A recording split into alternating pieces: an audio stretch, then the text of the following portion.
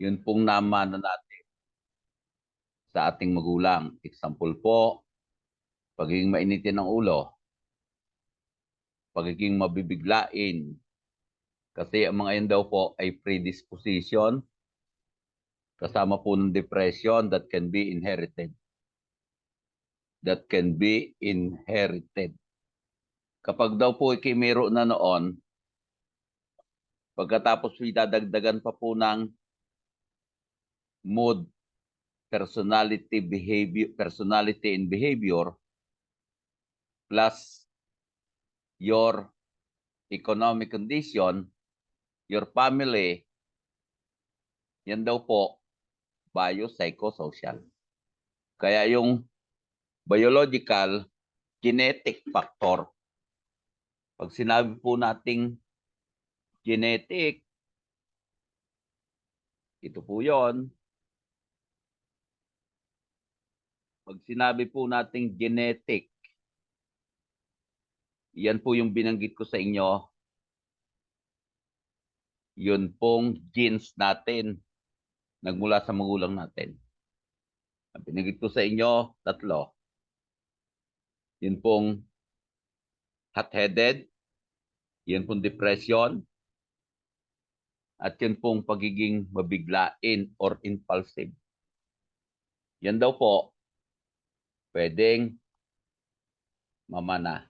Biochemical, yun pong ating kinakain. Yun pong ating diet. Ang mga yan po, biological. Pagkatapos po, meron pong mood, personality, and behavior.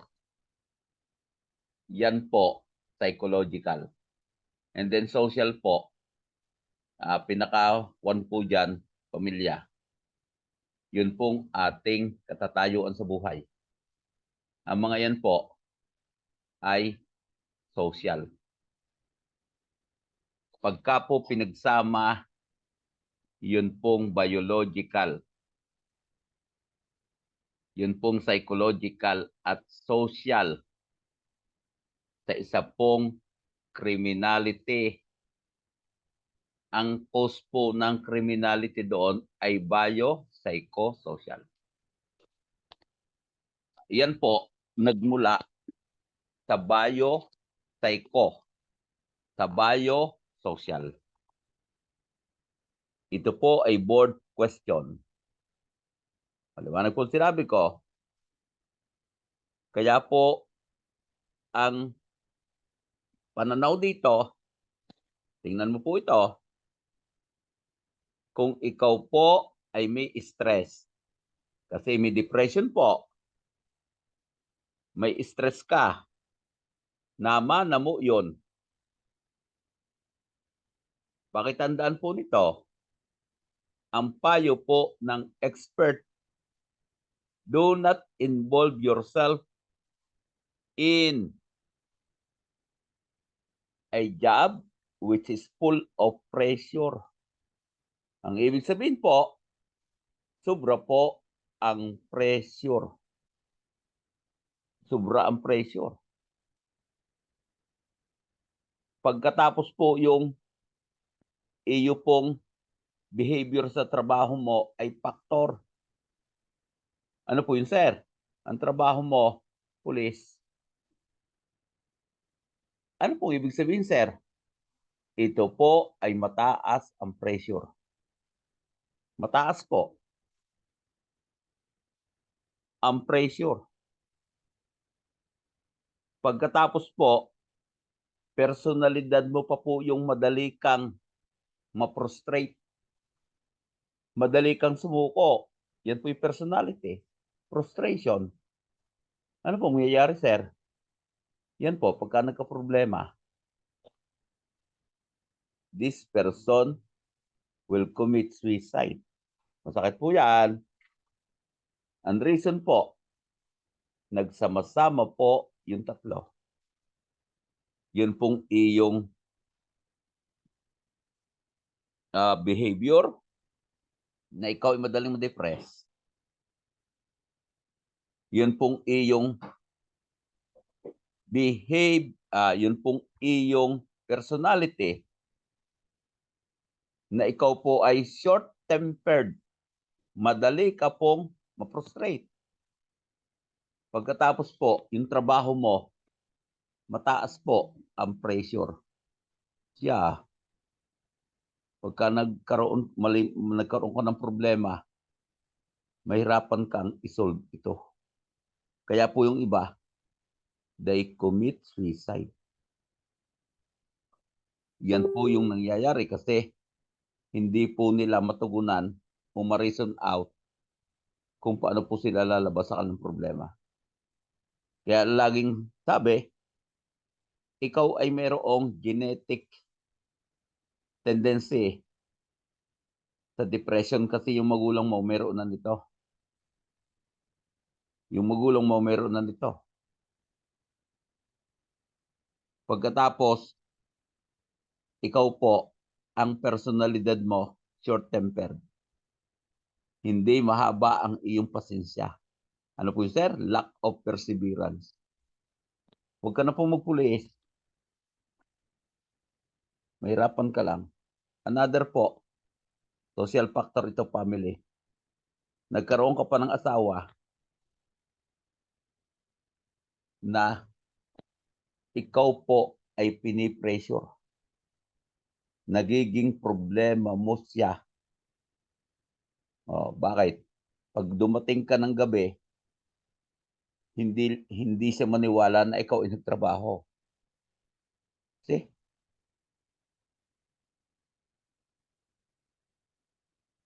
O kaya, masakit po ito, yung asawa mo, nakita mo, may kasamang iba. Ano pong mangyayari, sir? Eh di, yun na po. Biopsychosocial. Biopsychosocial. Kaya po yan ay masakit.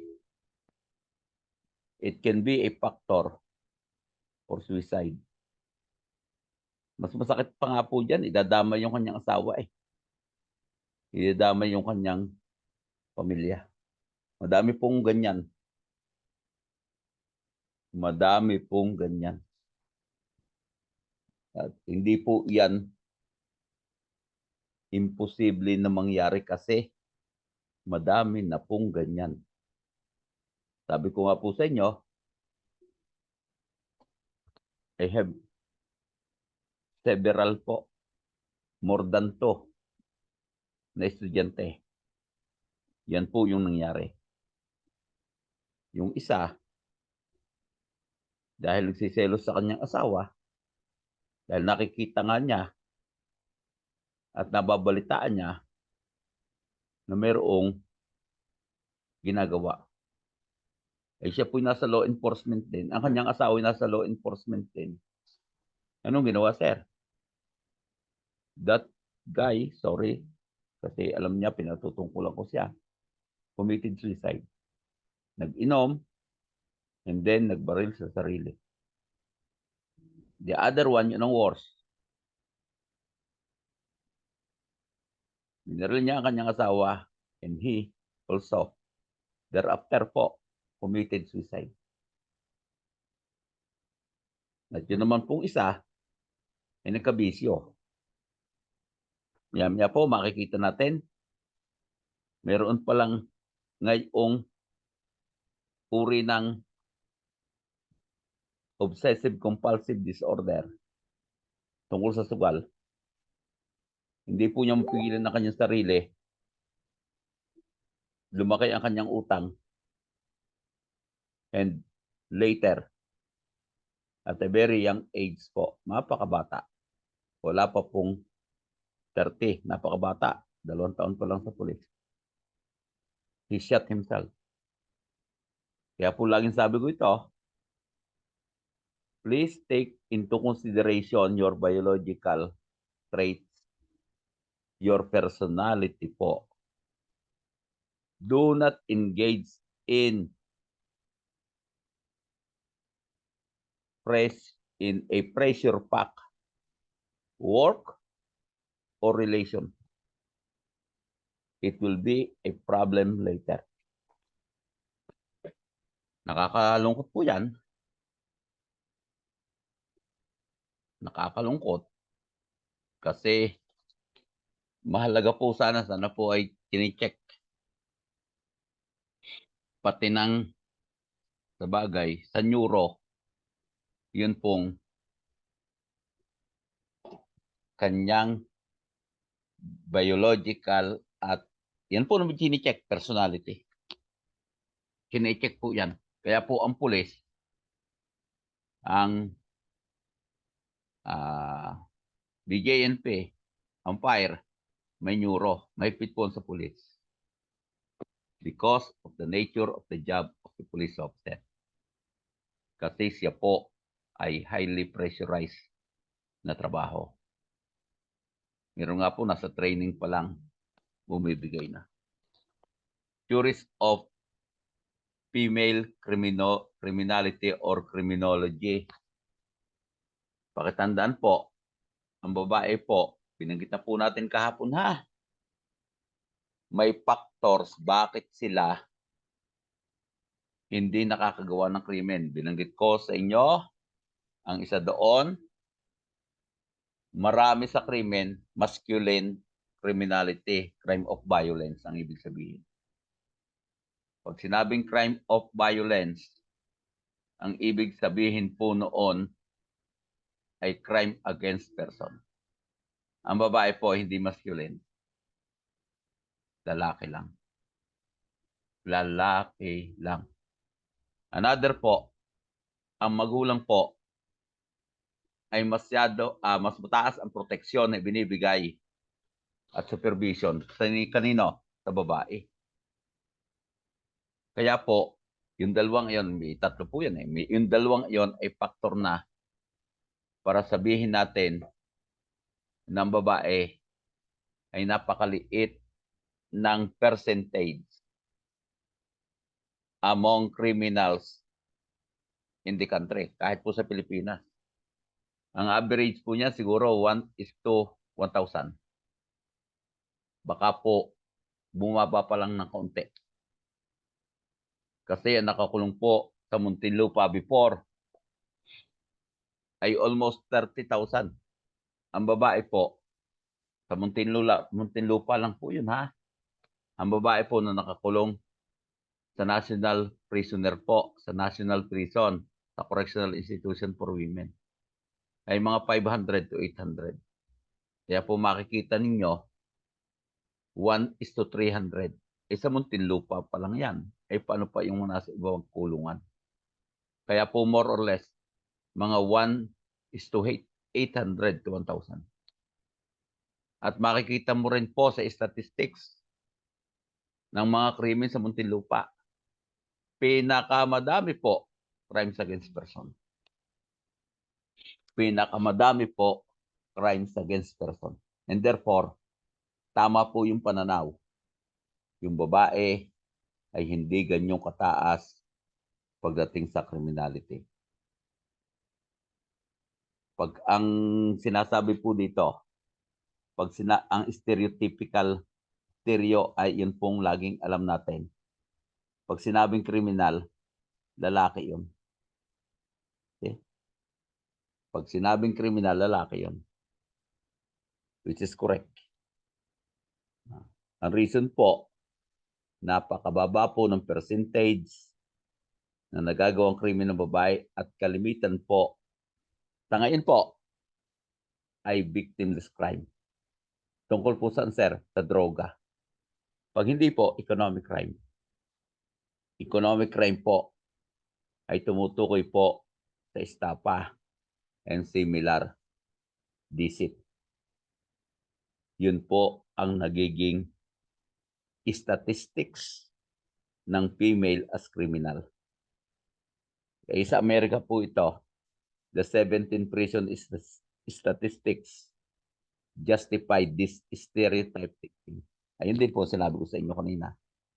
Mas madami po ang lalaki kumpara sa babae na kriminal. Napakalaki. Although, dati po ay napakababa. Kaya lang po, ngayon, yung gap ay lumiliit ang pagitan. Bakit po, sir? Ang uso pong krimen ngayon na nagdo-dominate sa ating statistics ay drugs. Ano po yun, sir? Non-masculine crime. Sunod po, yun pong mga crimes na classified as economic. Yun pong mga scammer. Yun pong mga gumagawa ng estapa tulad po ng illegal recruitment. Ano po yun, sir? Non-violent, non-masculine crimes. Even po, yun pong cybercrime. Kaya po, itinutuon din sa ngayon ang pag-aaral about female criminality. About female criminality. Because women, yan na po, ay nai-engage na sa mga makabagong maraming krimen. Kasi ngayon po ay hindi na katulad nung araw, napakadami, dominated ang crime ng crimes against person. Ngayon po, fast approach plus fast increasing. Yun pong mga non-masculine or non-violent crimes.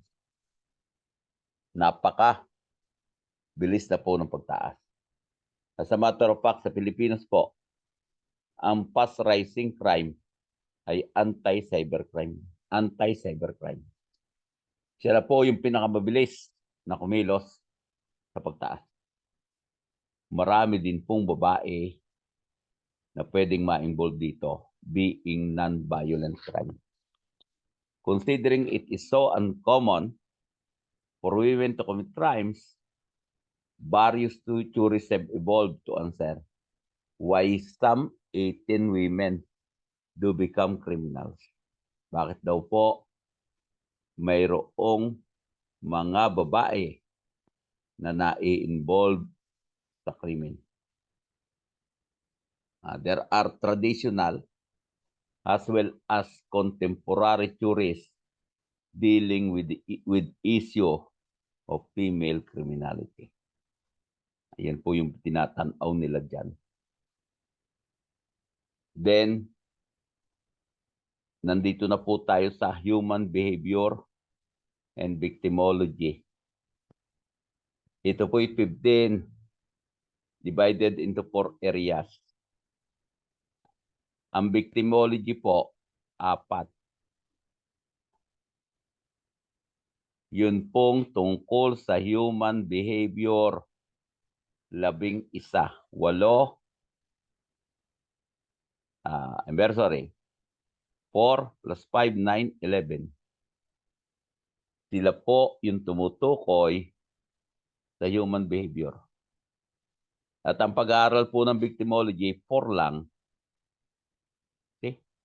4 po lamang na tanong. Let us now proceed. Ito rin po yung isang area na mahirap kasi yan po, understanding. Yung lahat ng 5 yon, application, individual question 5. Ito po, 4. Understanding, application, and difficult. At ito po, another 4. Kaya po pag tiningnan mo, ang nasa madali, 2 lang. Napaka liit. Kaya po, yun din po sinabi ko sa inyo sa mga nagdaang lecture. Criminology is difficult because the nature of questions ay kakaunti ang recall. Recall is nabasa mo lang. Okay na yun. Basta naalala mo. Ay sa understanding, sir, ano? Nandyan po, you have to interpret. Yun pong explain, medyo malayo yan eh. Ang explain po dyan, ay yun pong sasabihin siyo, which of the following is or are theories about human development. Yan po ay explain kasi ang nakalagay doon. Anong ibig sabihin ng human development?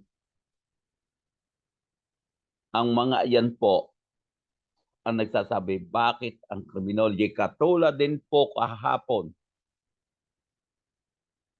sa theories of crime causation, bakit ang criminology mahirap? Wala po kasing question na ang itinatanong lang ayun pong iyong maaalaala. Majority po yung nakalagay sa understanding at saka po application. Kaya po expect a difficult question. Expect po a difficult question. Theories of human development. Hindi lang po child. Yan po yung theory ng psychoanalytic. Pinag-aralan na po, patatlong ulit na nga rin. Yan po yung id, ego, and superego. Yan po yung structure of personality according to Sigmund Freud.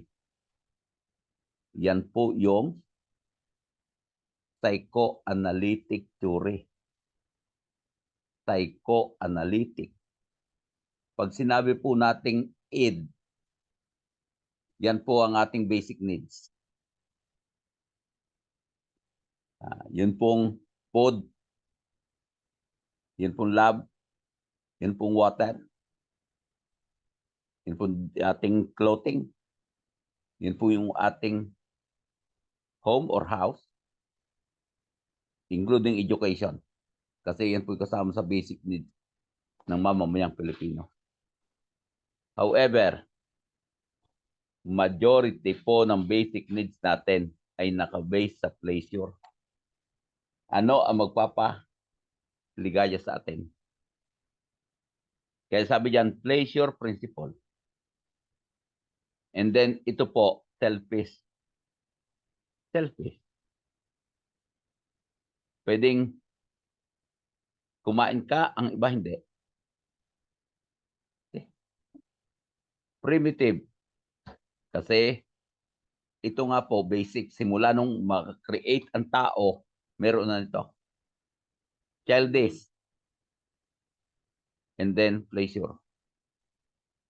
Ang masakit po dito, if one, kung siya'y lumaki, does not develop ability to delay that of the gratification. To gratify what?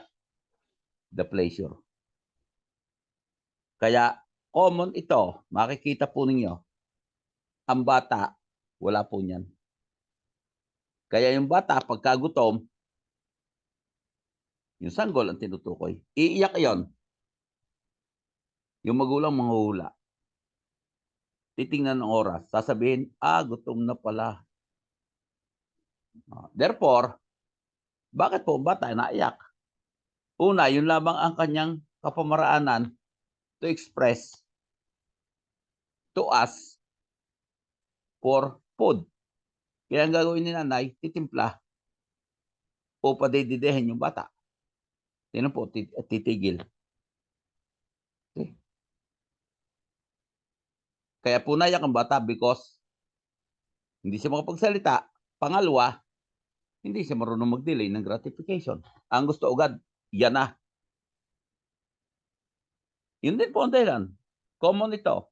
Pumunta ka sa mall. May mga batang naglulupasay, nag-iiyak sa harap ng toy store. Sa harap ng rides. Kasi hindi sila pa pagbigyan ng kanilang magulang. Bakit po ganyan, sir? No ability to delay gratification. Hindi po nila kayang pigilan ang kanilang sarili. Yun po, masakit. If one who is of adult failed to develop his capability to delay gratification. Ano po yun, sir? Basta kanya nagustuhan, gagawin niya yun. Tama po yun, the answer is no. Paano po yung paano po yung tinitrain? Tinitrain po yun ng magulang doon sa bata. Sa pamagitan, example po ere. Yung bata nahingi na laruan, yung bata nahingi ng pasyal, ay pumapasok na siya. Ang sasabihin ng magulang, sige, payag ako sa sinasabi mo, pero ito may kapalit. Mag-aral ka, pagka nag-exam ka, at ang grade mo walang mababa sa 90, yung hinihingi mong toy, yung sinasabi mong gusto mong mamasyal, isasama ka namin. Ibibigay ko sa iyo, akong bibili para sa iyo. Yan po yung one way para yung bata matrain pagdating ng panahon. Kaya na po niyang i-delay ang kanyang gratification. Kaya po yung may purpose. Yun lamang po ang dapat mong tandaan. It will be a positive kung susundin mo ang iyong pangako. You know what I mean? Bakit po, sir? Magkaka-frustration ng bata. At yan po, magiging masama din ang epekto para sa kanya. Pero once na yan po ay sinunod mo, tingnan mo ito. Ang bata, bago humiling, siya na mismo magsasabi sa kanyang sarili, tatay, mag-i-exam kami, sana pag ako'y nakakuha ng matataas, gusto ko ito. You can just imagine that is a better training. Kaya po, pag hindi yon na-train, yan po ang problem. Maraming pong bata hindi nati-train. See? Ego po, yan po yung pag ang bata'y nakikipag-usap na, nagsisimula na pong ma-develop ang ego. Ano po ang ego? Yan po, the ego's job is to meet the needs. Kailangan ng pagkain. Anong gagawin ni ego? Siya po ang maghahanap ng pagkain. See? The ego acknowledges that being impulsive or selfish. Ano po yun, sir? Yun po ang pagiging pabigla-bigla or makasarili. Ay bahagi nito. Bakit po, sir? Reality principle. Kanina po, sir, binanggit po natin kung ano yung kanina pleasure principle. Ito po, reality principle. Bakit po, sir? Siya po ang pwedeng pumigil kay ego at sabihin, hoy, huwag kang ganyan. Nagluluto pa si nanay. Bakit? Gusto agad ni ego kumain. Pero sabi ng realidad, hindi pa. Kaya ang pipigil sa iyong id ay si ego. Pero siya din po ang magpo-provide nito nung needs dahil po kay id. Ego moderate between id and the super ego. Ang ibig sabihin po, na namamag-itan kay id, yan po yung pleasure.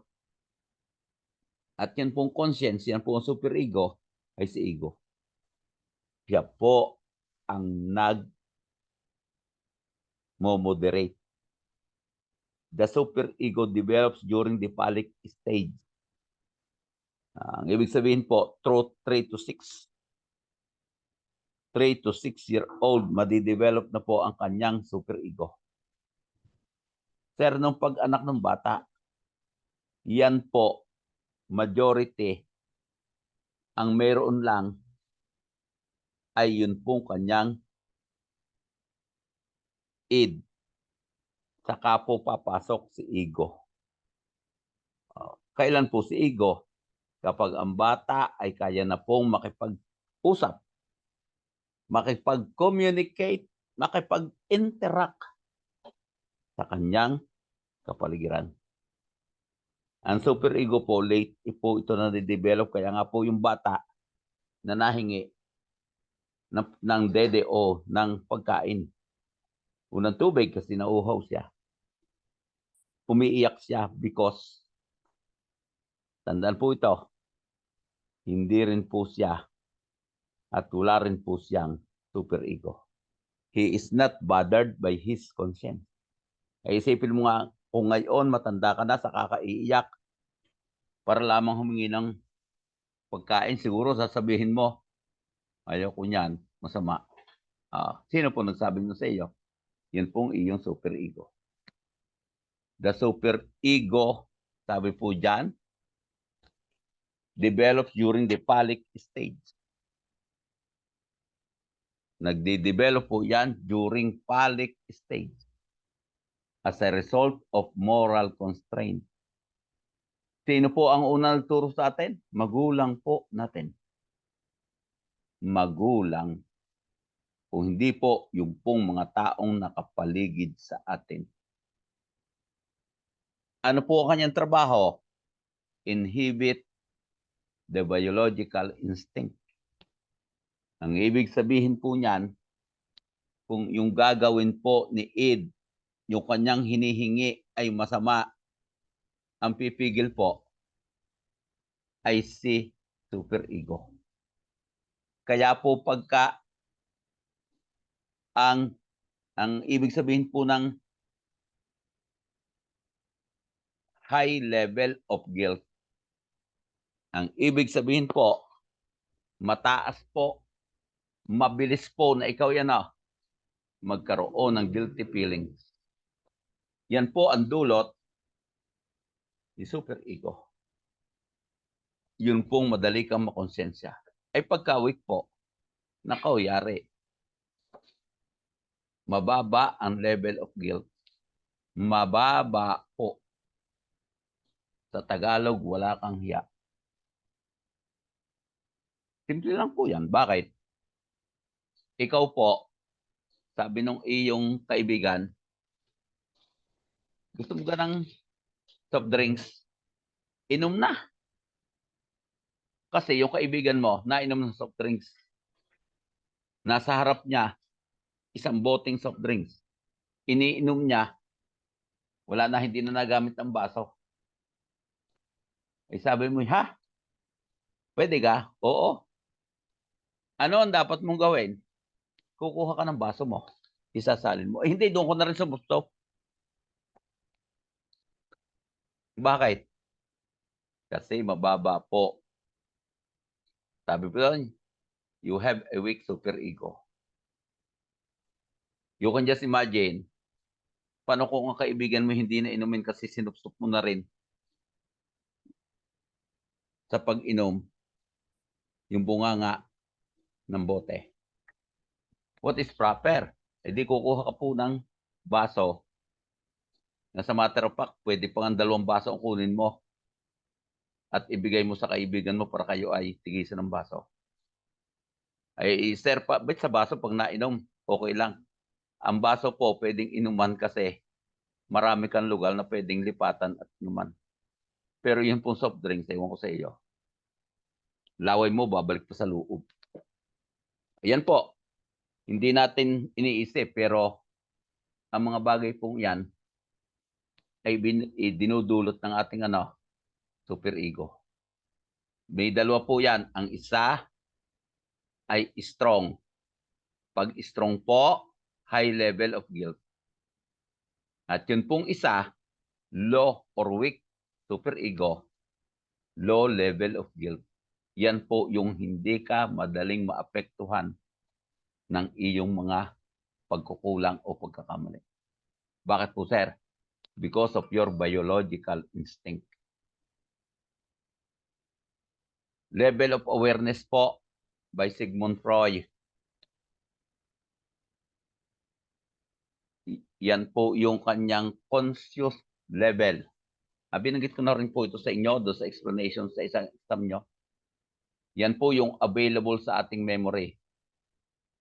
Lahat pong experiences natin, tandaan po ninyo ito, it consists sensation experiences that we are aware. Tandaan po ninyo sinabi ko, yung pinag-aralan mo kahapon, kung yan nasa isipan mo pa, yung nangyari sa iyo kahapon, nasa awareness mo pa yan, nasa iyo pang, ngayon, alam mo pa, conscious level po yan. Conscious level. Ay paano po sir kung siya po ay kailangan ko pang tingnan muli para po maalaala. Nasa pre-conscious level na po yun. Nasa pre-conscious level na po yun. All experiences which are not, sabi po doon, conscious or you are not aware as of the moment. Nangyari sa iyo, pero kailangan mo pa pong i-retrieve. I-retrieve is iyo pong ibalik sa iyong consciousness. Sa iyong awareness. Nakalagay naman po, nakapula.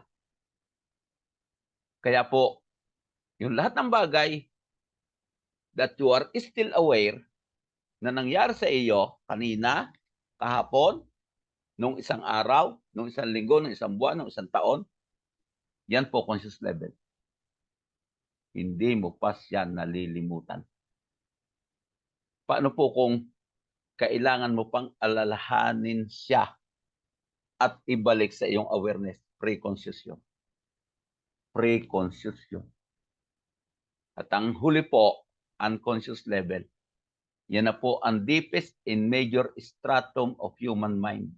Okay, malalim. Ano po yun, sir? Yan na po yung mga emotion and memories mo na pwedeng bumalik sa iyong alaala. Kaya lang po, naipos siya, napatago siya sa iyong unconscious mind. They may be what? Repressed or unconsciously post. Yung salitang unconsciously post, hindi naman tunay yun. Ang ibig sabihin doon siya natabunan po ng ibang experience. Ano po yun, sir? Kahalili. Example po ng unconscious, forgotten trauma during your childhood. Ano po yun, sir? Ang forgotten trauma ay ikaw po yung naging biktima ng pambubugbog ng sino pa man o ikibata.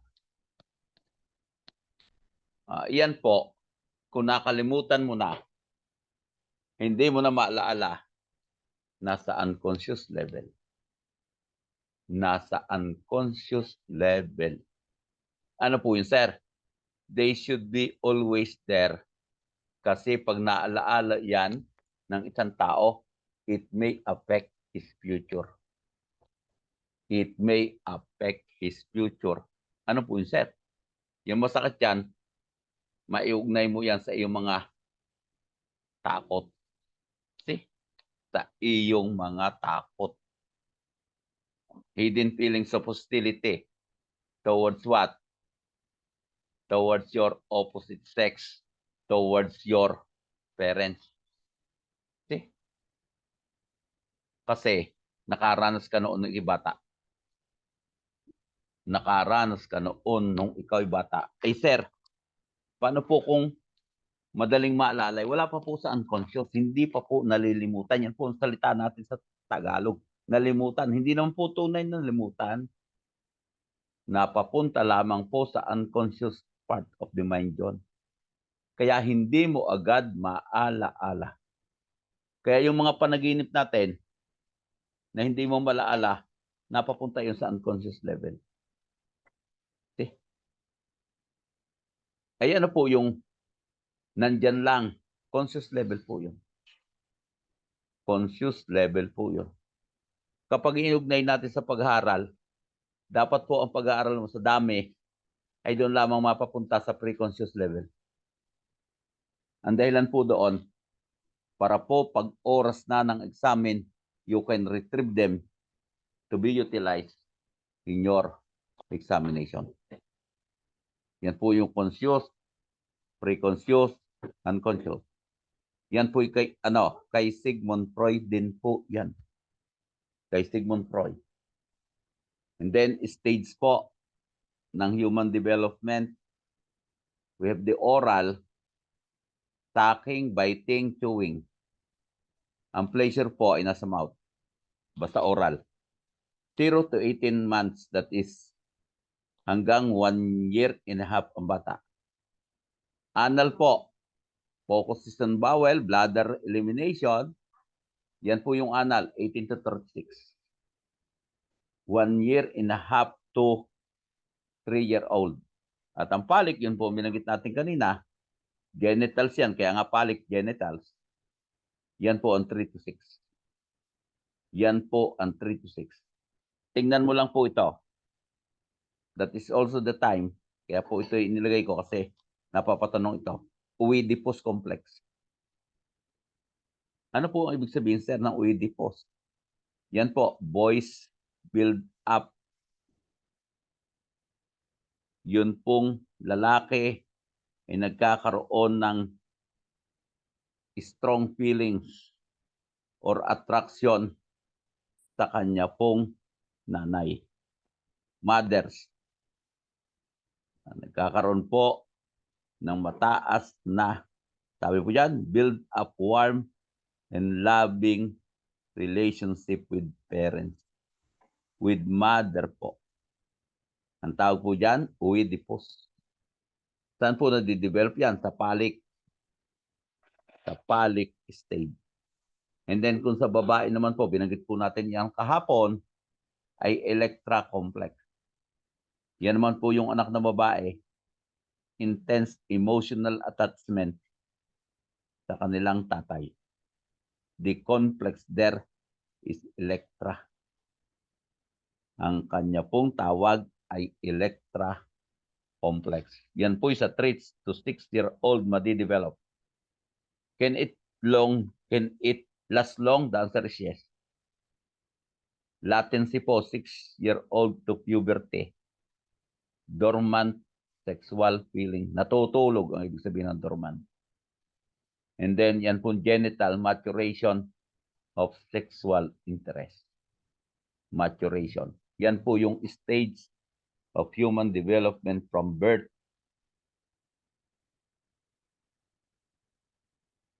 Kinds of trait by Goldbergs. Yan po yung 5 factor. Ito po, nalabas sa board. 5-factor theory. Extraversion. Ang extraversion po, sila po yung sociable, sila po yung outgoing. Ano po yun, sir? Magaling pong makipagkaibigan. Magaling pong mamasyal, lumabas. They are talkative. They are assertive. They are persuasive. They are decisive in acting. Pagka po ganyan, yun pong isang tao ay sociable, magaling makisama, magaling makapagkaibigan, gusto lagi makalabas sa bahay, makapunta sa mga kabarkada, mahilig magsalita, magkwento. Yung kanya, pagka ang alam niya tama, ipigigiit niya. Kaya niyang pagbaguhin ng desisyon ang isang tao. Yan po, extraversion. Ano po ang opposite ng extraversion? Introversion. Ano po yun, sir? Sila po yung withdrawn, gusto nag-iisa. Sila po yung hindi umiimik. Ang tawag po doon, introversion. Pagka po opposite, extraversion. Yan po yung key Goldberg. Then we have neuroticism. Ayan na po yun, sir. Emotional instability. Ano po, sir, ang ibig sabihin noon? Moody. Nung una, masaya, biglang lumungkot. Nung una, masaya, biglang nagalit. Yan po, neuroticism. Irritable, nervous, kabahin, and mahilig mag-worry. Mag-worry means mag-alaala. Yan po, neuroticism. Ang tawag po, they tend to experience negative emotion. Moody, irritable, nervous, prone to worry. Yan po, neuroticism. And then, consciousness. Ito po yung dapat mangyari sa inyo. At hindi po yung neuroticism. Sir, ang conscientiousness, yan po ang maaasahan, dependable. Sunod po, organize. Isinasaayos po ang kanyang trabaho. Kaya hindi siya nadidelay. Reliable, the same po with dependable yan. Responsible. Pag binigyan mo ng trabaho, hindi po niya yon pababayaan. Thorough and hardworking. Pagka po gumawa, lahat ng detalye, titingnan niya. At siya po ay masipag. And, sabi po doon, persevere. Makikita mo, ito po ang iyong dapat maging katangian. Yan po ang pinakamaganda, number 3. Ay sir, extraversion. Wala po yon. Kung hindi po yan dependable, organized, reliable, responsible, hardworking, and persevere. Ay wala po yon. Daldal lamang hanggang sa salita lang. Okay? Then, agreeableness from the word. Sila po yung sabi po doon, sila po yung mahilig lamang, oo, sasama ako. A person high in agreeableness would be pleasant, wala pong makakagalit, good-natured, warm, sympathetic, cooperative. Ay sir, paano po yung law? Yan po, kabaliktaran yan. Ano po yung sir? Hindi po siya pleasant, bastos siya. Hindi po siya good-natured. Siya po'y walang pake. See? Hindi po siya sympathetic and cooperative to the group. Kaya kung gusto mo naman makasama sa grupo, ay dapat high. Bakit po sir? Siya po'y makikipagtulungan sa iyo. See? Siya po ay magaling makipagkapwa-tao at ramdam mo ang init ng kanyang pakikipagkapwa-tao. Agreeableness po yan. Pag high. Ay ang po, ang baliktad. Yun po, iwasan mo. And then, openness to experience. Ano po yan, sir? Sila po yung imaginative. Sila po yung curious. Sila po ang broad-minded and cultured. Ano po yun, sir? Open to experience. Sila po ay mataas ang imahinasyon. Sila po ay laging curious. Sabi niya, anong ibig sabihin yan? Yan po siya. Broad-minded, malawak po ang kanyang pangunawa. At siya po ay mapinong kumilos. Ay ano po sir ang opposite? Yan na po, concrete-minded. Wala, hindi mo pwedeng ibali ang kanyang gusto. Basta ito, ayaw ko. Hindi ako nasama sa iyo. Yan po ang opposite niyan. The word, ang acronym nito, baliktarin mo ito. Unahin mo si O. Isunod mo si C. Isunod mo si E. Isunod mo si A. Isunod mo si N. Ano po yan, sir? Ocean. Para huwag mong malimutan. Yan po ang 5-factor theory sa behavior po ng tao according to Goldberg's. Ocean po, openness,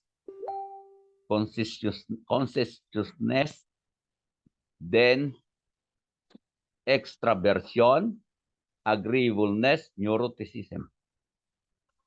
Iyo pong isulat, ocean. Ocean. Yan po ang acronym noong pong traits.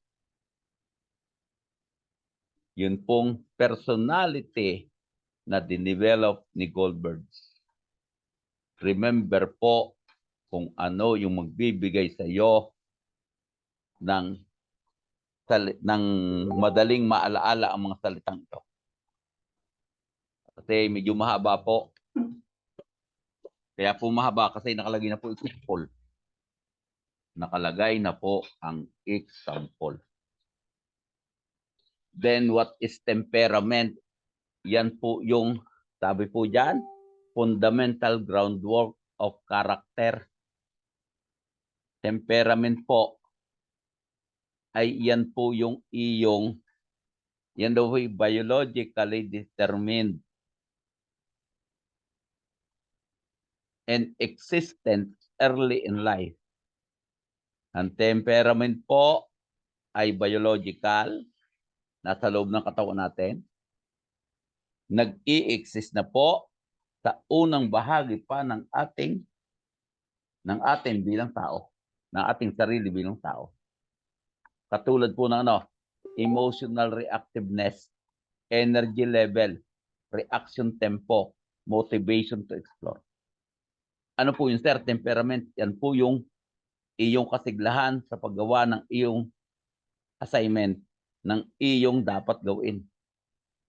Kung ikaw po ay doon ay emotionally aware, ay kailangan kong gumising ng maaga kasi papasok ako.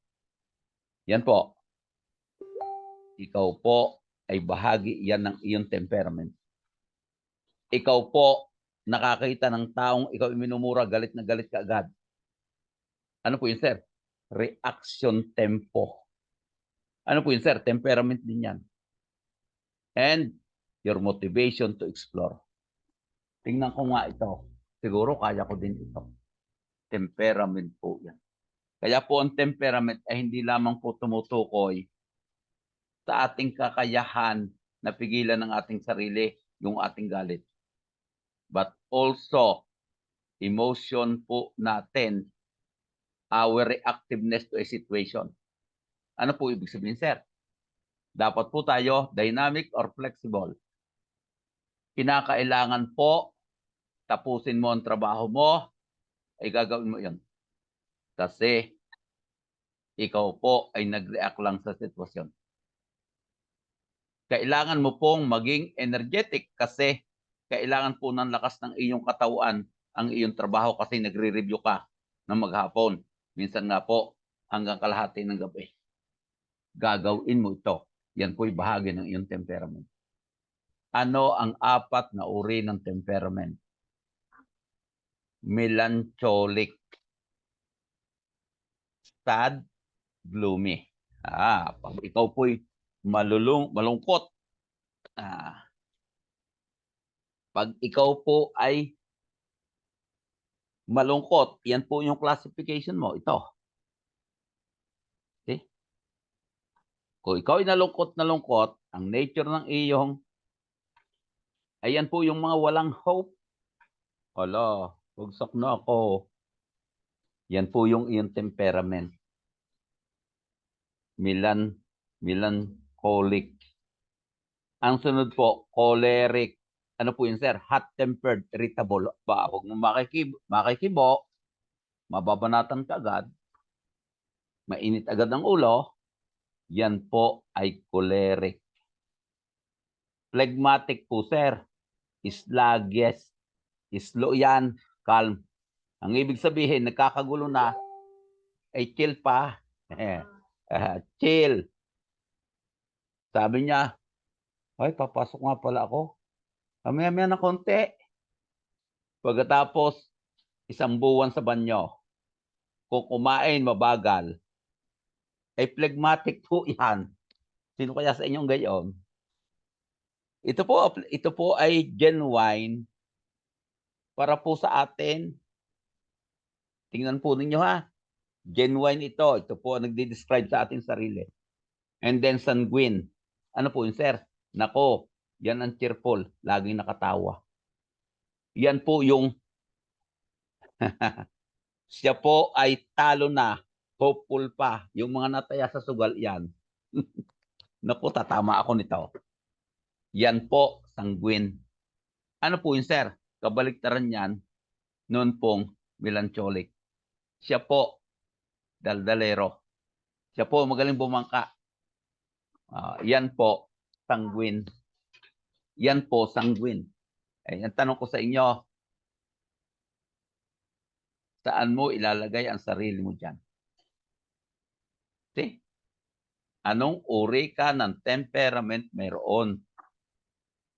Ikaw baga ay choleric? Magdaling mag-init ang ulo? Ikaw baga ay phlegmatic? Isi-isi lang. Tamad. Sabi nga, chill. Ang iba nagpapakamatay na, ikaw, okay lang. And then sanguine, cheerful, hopeful, talkative. Alin ka dyan? Applicable po ito sa ating bilang tao. Kaya nga po ang pag-aaral ng personality can be applied to all of us. Kaya po siya, masasabi ninyo ito sa sarili nyo, gayon pala yun. Kasi, bakit po sir natin pinag-aaralan ito? Ang tanong ko sa iyo, sino sa kanila ang posibleng maging kriminal? At anong krimen ang posible niyang magawa? Katulad po ng choleric, ay crimes against person yan. Crimes against person yan. Kasi hot-tempered yan. Ang init ng ulo, sasagupain din po niya ng init ng ulo.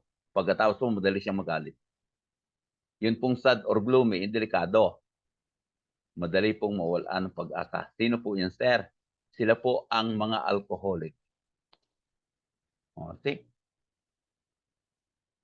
Ay sino po yung phlegmatic? Yan po mandaraya. Kasi gusto niyang pumasa, ay tamad naman. Ano pong gagawin yan? Di magpapatama yan. Kaya nga sabi ko, we can establish ourselves through this study. Kaya po ito, kung titingnan ninyo, ito po ay interesting to everybody. Not only to criminology, but for everybody po. Kaya lang po natin pinag-aaralan ito ay tungkol po sa criminality. Bakit po, sir?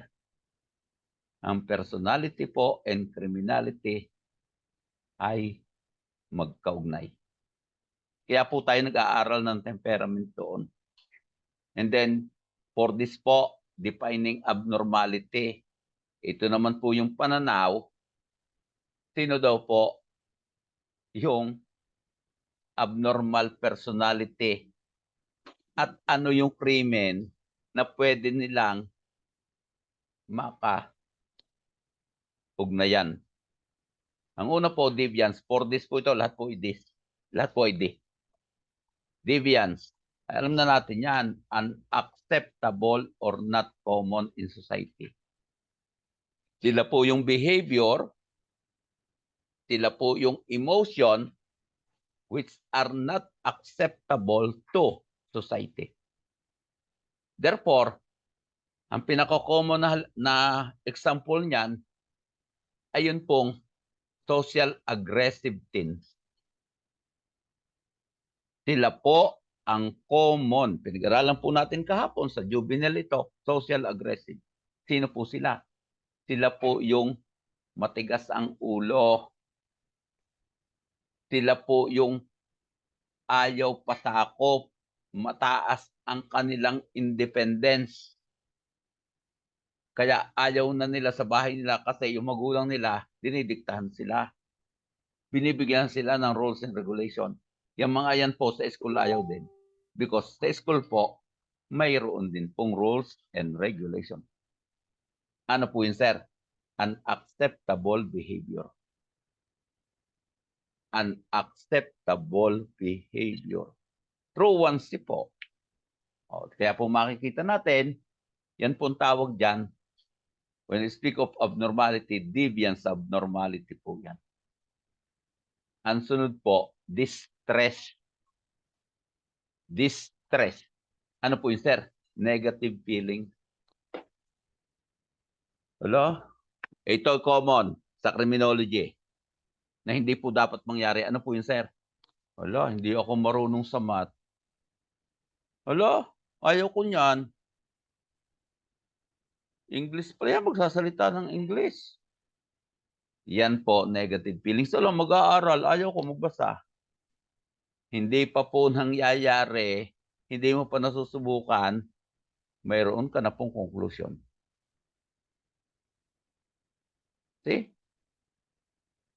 Mayroon ka ng conclusion. Yan po, distress. Ayaw na ayaw mo yan. He or she may feel deeply troubled and affected po. Example ng illness. Example po ng isang subject na ayaw mo. Sir, kailangan ko po sa criminology ang math at English. Opo. Kasi pag marunong po sa math, marunong po sa analytical po yung tao. Math is based on analysis. Therefore, a person who has the ability to solve math problem, analytical po yon. Ang criminologist po should be analytical. Sunod po, English. Criminology po yan, should be good in English because he must be a good writer and good communicator.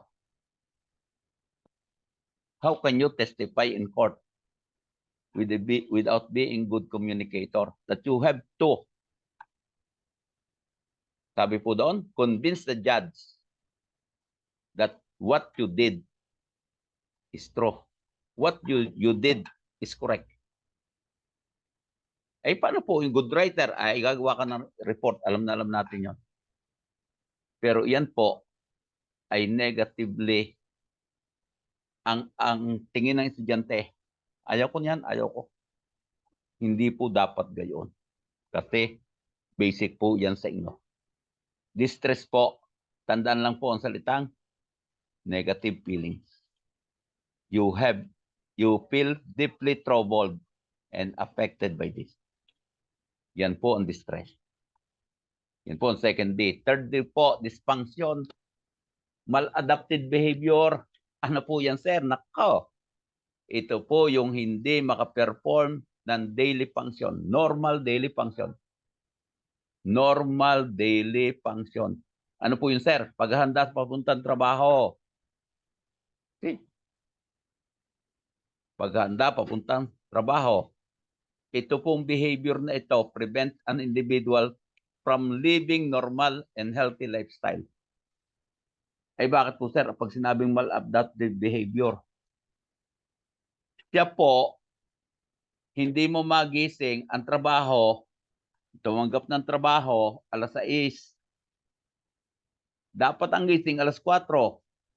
Ay hindi po siya magising ng alas 4. Ay dysfunctional po. Ang alin, sir? Ang kanyang behavior. Abnormal yan. Bakit po, sir? Ang tao po kasi dapat ay dynamic.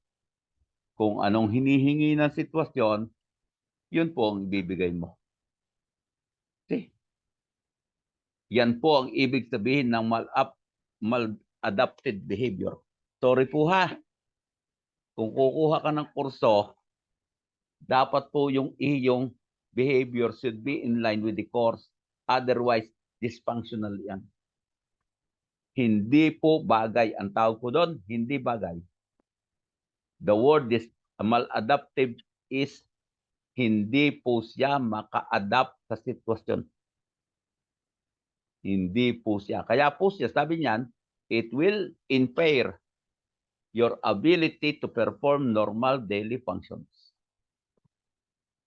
normal daily function. At ang masakit po, it will prevent an individual from living a normal or healthy lifestyle. Healthy lifestyle.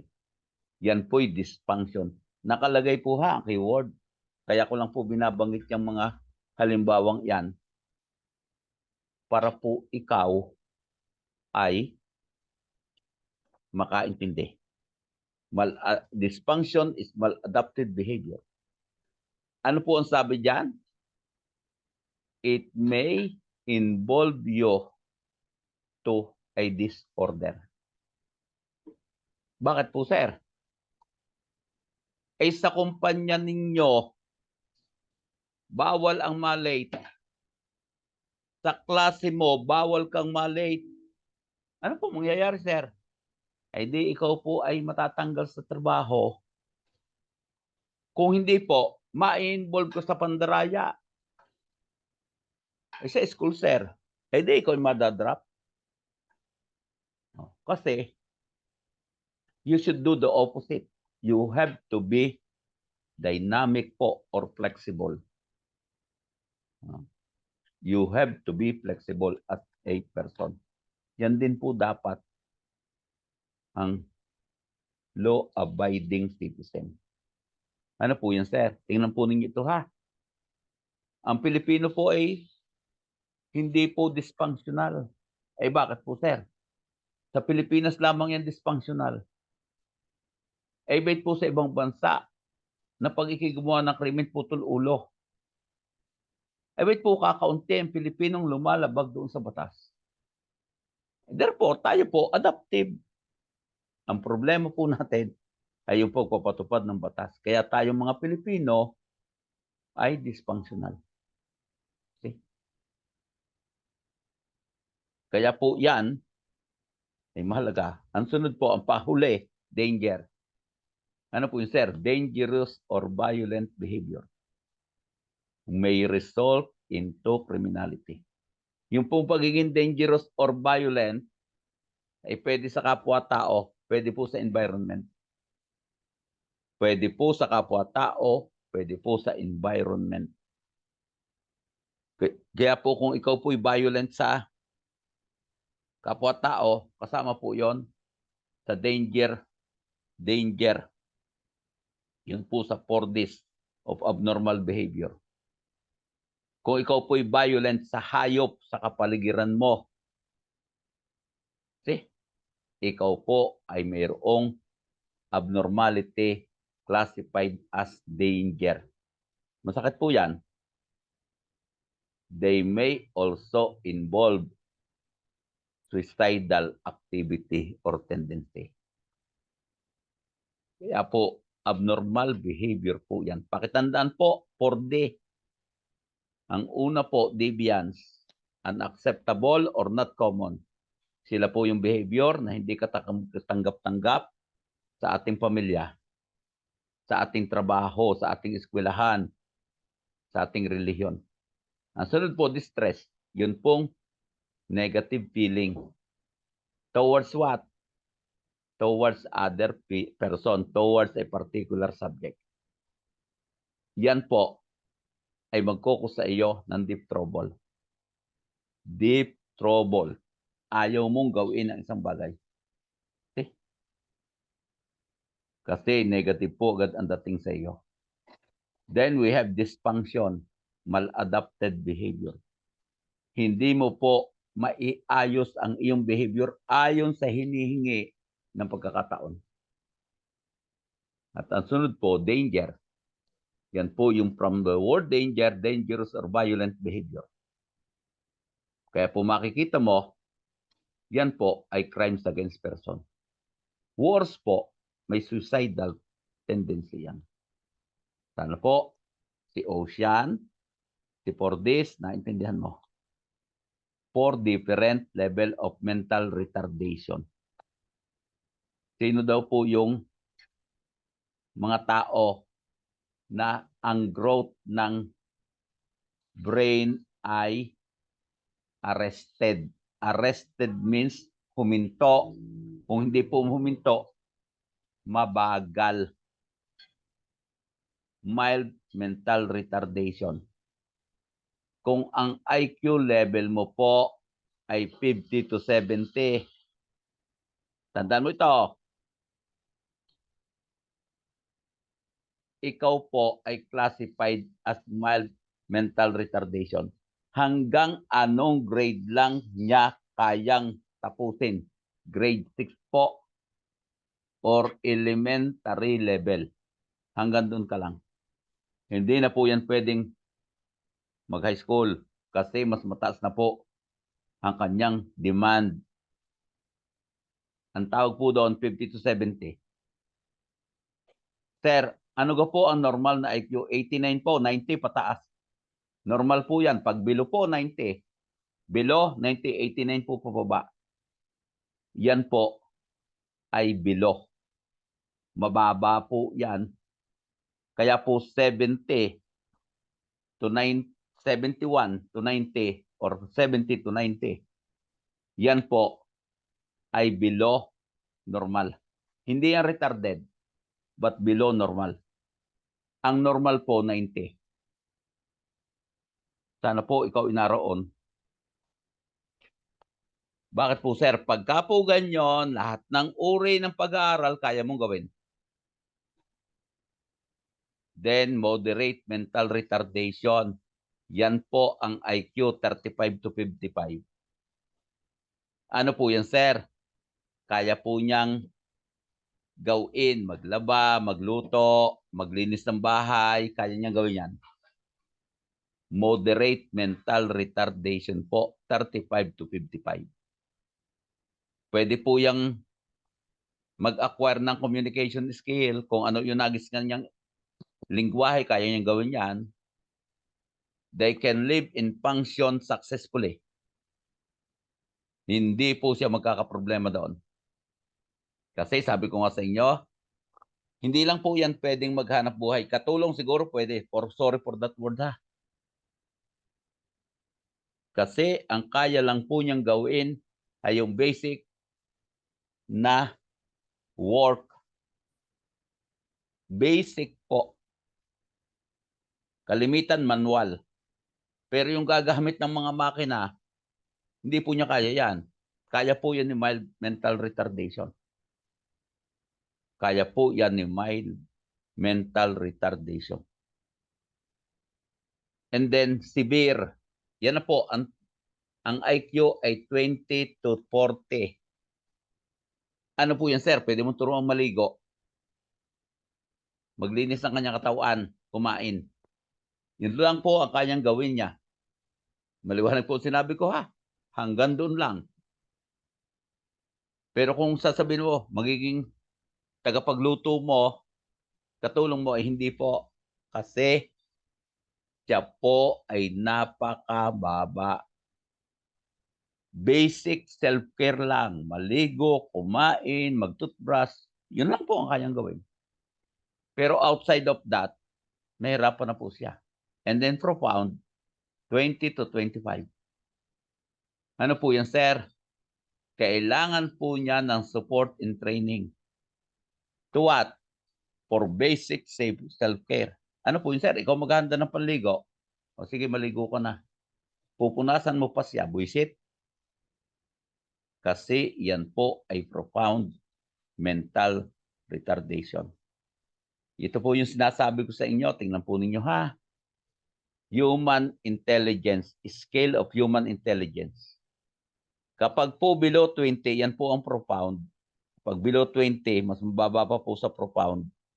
Yan po idiot. Ay sir, yung 20 to 25, imbecile po yun. Imbecile po yun. Kaya po yung sinabi nating imbecile, severe, profound mental retardation. Yun po yung magkasama dyan. Ayan po 50 to 69. Yung binanggit natin kanina na 50 to 69 mild mental retardation. Yan po moron. Moderate po yan. Ay ano po yung borderline 70 to 79 mild. Ano po yan, sir? Hindi makakatapos ng high school, babagsak yan. 80 to 89 dal. Ano po sir? Mapurol. Kaya pag ang iyong, sorry po ha, at ito'y tunay, pag ikay mapurol sa klase, simula nung ikaw'y pumasok, ikaw ay dal. Ibig sabihin kung sa taas sa lapis pulpul purpur o pulpul yung iyong tasa, yan po ibig sabihin ng dal is mapurol. 80 to 89 ang iyong IQ po tres. Ang 90 po, average yan. Majority nandyan. Ako po ay 110 hanggang 119 superior. Ano po yun, sir? Nabasa mo, alaala mo na agad yun. 120 po to 139, very superior. Nako, ikaw po ay cum laude. Ikaw po ay cum laude. Bakit? Kahit anong dami ng basahin mo, lahat po yan nasa conscious level mo. At ang pinakamababa na pinag-aralan mo, nasa iyong subconscious. Kaunti lang review, alaala mo na. Sir, over 140, genius or nerd genius. Okay? Ano po yan, sir? E di nga po, matalino ko pa sa teacher mo. Baka ang teacher mo ay dal pa, buisit, hayop. See? Yan po ang kay Binet Scale of Human Intelligence. Sir, kami ka po yung nagpulis, ikukuha kami nito. Opo, baka po kasi ikaw ay dal. Hindi po manika yun ha, D-U-L-L, buisit. Mapurol, mahirap makaintindi, inutusan mo, nakanganga pa, buisit tayo. Dapat po ikaw kasi, average. Inirarank po yan. Yan po ay ang examen ay yung kinukuha ng mabilis. 1 to 49 or 1 to 50 yan, 7 minutes. 7 minutes. Yan po masakit. Pag hindi ka marunong sa English, umintindi, lalabas, ikaw ay bobo. Kasi hindi mo naintindihan yung sinagot mo kasi wala pong Tagalog. Sa pulis ngayon ang IQ. English po ito. Kaya marami nabagsak dyan, hindi naman tunay na sila ay may mental retardation. Ang problema nila, hindi na-develop ang kanilang vocabulary in English. Period. Then, depression. Major depressive disorder. Pag sinabi po nating major depressive disorder, tingnan po ninyo ito ha. Pag sinabing major depressive disorder, yan po yung ang isang tao naaapekto na ang kanyang kakayahan na magtrabaho, hindi na makatulog ng ayos, makapag-aral, makakain, maka-enjoy ng buhay. Ano po yan, sir? Major depressive disorder po yan. Kung yung iyong pagtatrabaho ay apektado na, wala ka na sa iyong focus, hindi ka na makatulog, hindi ka na rin makakain, at hindi mo na nai-enjoy ang pangkaraniwan dati na nag-i-enjoy ka, you are under major depressive disorder. Major po. Yan daw po ay pwedeng mag-akar only one in a person's lifetime. Pero, pwedeng umulit. See? Pwedeng umulit. Yan daw po yung kalimitan na nakikita natin. See? Yan po ang highly observable sa atin. Oh, mayroon na akong depression. Bakit? Hindi na ako makakonsentrate sa trabaho ko eh. Hindi na ako makakatulog. Ayan po ay major depressive disorder. Ang sumunod po, dystemic disorder. Sometimes, dysthymia ang tawag. Ano po yun, sir? Natagal yan sa iyo ng 2 buwan at a time. Pagkatapos ng 2 buwan, mawawala yan. Pagkatapos ng 2 buwan, mawawala yan. Sir, paano kung nagtagal ay siya major depressive disorder? Dahil ang major po ay hindi lang isang araw, hindi lang isang linggo, hindi lang 2 linggo, hindi lang isang buwan. Tumatagal po siya in person's lifetime. Tumatagal. Kaya po, normal lang, tandaan mo sinabi ko sa iyo, magkaroon ka ng depression. Pero dapat hindi ito tumagal. Okay? Decrease or tingnan po ninyo ito ha. Ang mangyayari sa iyo pagka ikaw po may dystemic, decrease or increase in eating. Ang ibig sabihin po noon, ino-offset mo yung iyong depression sa pagkain kung increase. Ay pag decrease, sir, nawawalan ka ng gana. Another po is difficulty in sleeping. Opposite doon, increase. Tulog ka lang ng tulog. Depression din po yon. Depression din po yun. Yung hindi makatulog at sumobra ang tulog, parehas. Low energy. Yan po ang pangkaraniwan. Hindi pwedeng high energy dyan. Nawawalan ka ng gana kasi ang ramdam mo, pagod na pagod ka. Low self-esteem. Low self-esteem. Difficulty in concentrating in making decision. Yan po, feeling of hopeless. Nawawalan ka ng pag-asa. Kapag po ganyan, at yan po ay tatagal hanggang 2 buwan in a time, desmic yan. Kay sir, matagal po, lampas ng 2 buwan siya major depressive disorder. Maliwanag po yan, major depressive disorder. And then psychotic, ayan na po ang pangit. Severe depressive illness. Ano po yun, sir? Psychosis na. Ano, sir, ang psychosis? Break with reality, hallucination, delusion. Ang psychosis po ay out of touch ng reality. Yung iyong iniisip ay wala po sa katotohanan. Psychotic depression na po yan. Malapit ng magkatupak. Severe depressive illness. Kaya po ang depression, it should be treated. Hindi po pwedeng pabayaan kasi kapag po yay tumagal, ay from dystemic, it will become psychotic. Pangit na po yan. Ano po yun, sir? Yan na po yung tao who is out of touch of reality. Wala na po sa katotohanan. Sila na po ang naghahallucinate. Sila na po ang mayroong delusion. Yan po tatandaan mo. Severe depressive illness. Such as psychosis. Pag sinabi psychosis, out of touch of reality. Hallucination and delusion. Yan po ang katangian ng psychosis.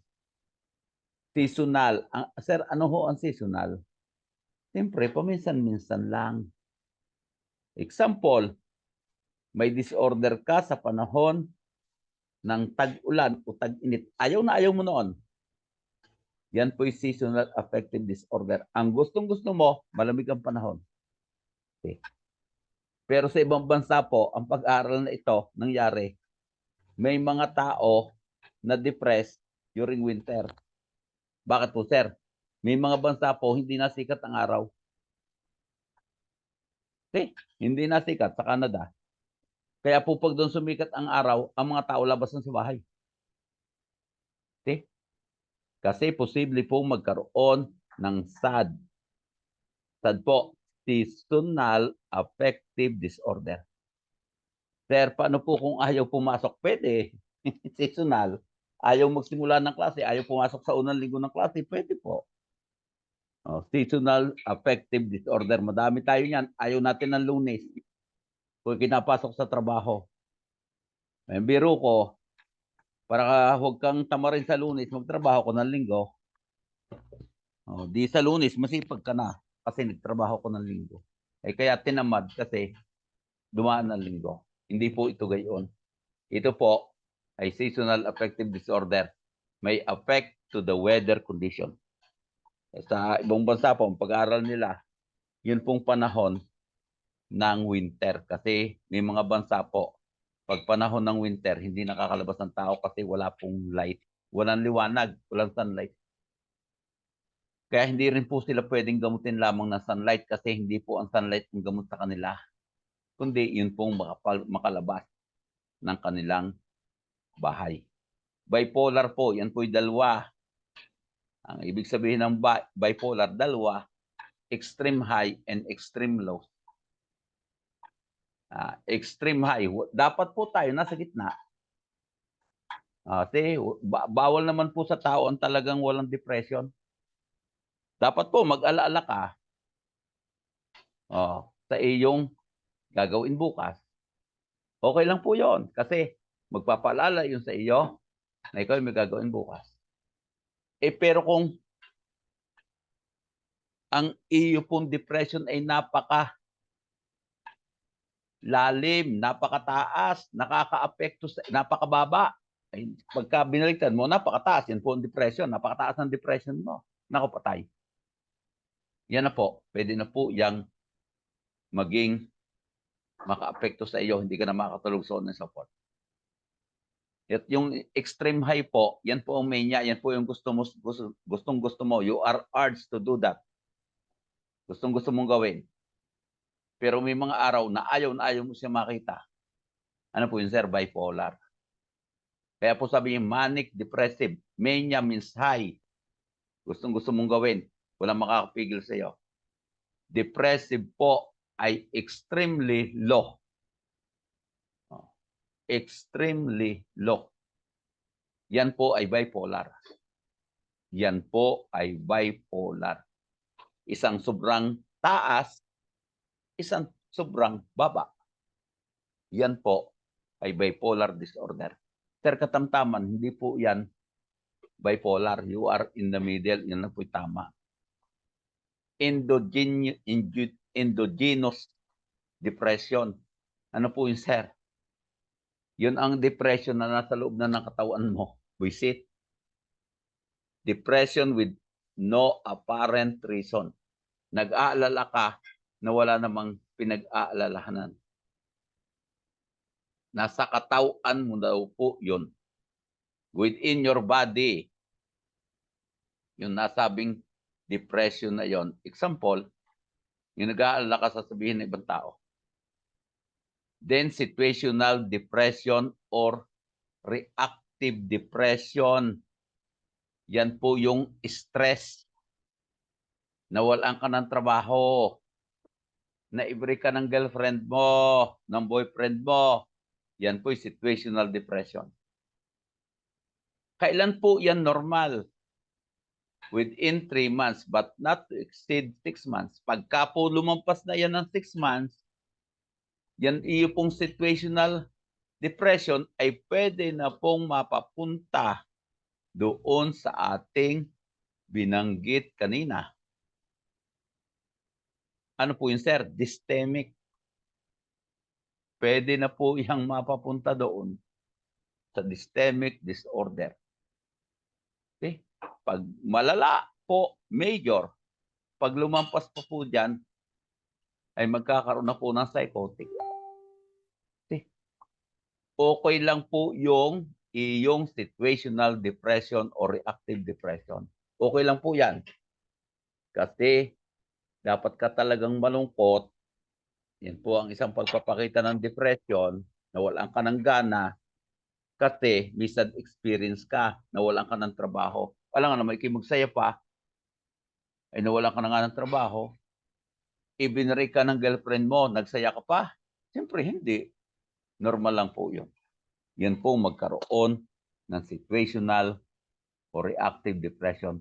Huwag lamang pong lalampas ng matagal because it will become major disorder. Problema mo yan kasi hindi ka na po makakapokus sa trabaho mo. Even ang normal na buhay mo nasisira na. Sir, bakit po natin pinag-aaralan ng depression? Depression po is a factor for criminality. Maliwanag po yan. Factor po yan sa pagiging kriminal ng depression. Then, agitated depression. Ano po yung sir? Yung nakikita mo sa kapaligiran mo ay hindi mo inaasahan. See? The kind of major depressive disorder is characterized by agitation such as emotional, physical restlessness, irritability, insomnia. Insomnia po hindi makatulog. Irritability po yung madaling magalit. And then restlessness, hindi mapakali. Opposite po yan ng many depressed. Opposite. Ano po yun, sir? Siya po ay lalong nagiging active, ang agitated. Hindi yan katulad ng iba, nawawalan ng ganang magtrabaho, nawawalan ng ganang matulog, nawawalan ng ganang kumain. Ito po kabaligtaran. Sa halip na huminto, siya po naman ay hindi ngayon mapatigil ng magtrabaho. Pero, ang masakit po sa kanya, irritable siya at hindi na siya mapagkakatulog. Yan po, delikado kasi sobra ang agitated, high energy. Ang pangkaraniwan po na depression ay low energy. Agitated po means na napataas, nasusugan, nadagdagan. Two types of stress. Sana po ang stress ninyo ito ha. Eustress. Eustress. Eustress. Ano po yung sir? Good stress. Sir, anong ibig sabihin ng good stress? Kayo po may stress kasi kukuha kayo ng board exam. Normal po yan. Walang magsasabi na wala kayong stress. Eh kahit po ako nai-stress, eh kayo pa. Ano po yan, sir? Ang good stress po, pakitandaan po nito, ay enhances our function mentally, physically. Lalo ka pong nagsisikap. Maliwanag po sinabi ko. Lalo ka pong nagsisikap. Okay. Strength po in training. Lalo ka pong nadya-challenge. See? Yan po, yung stress. A good stress, a positive stress.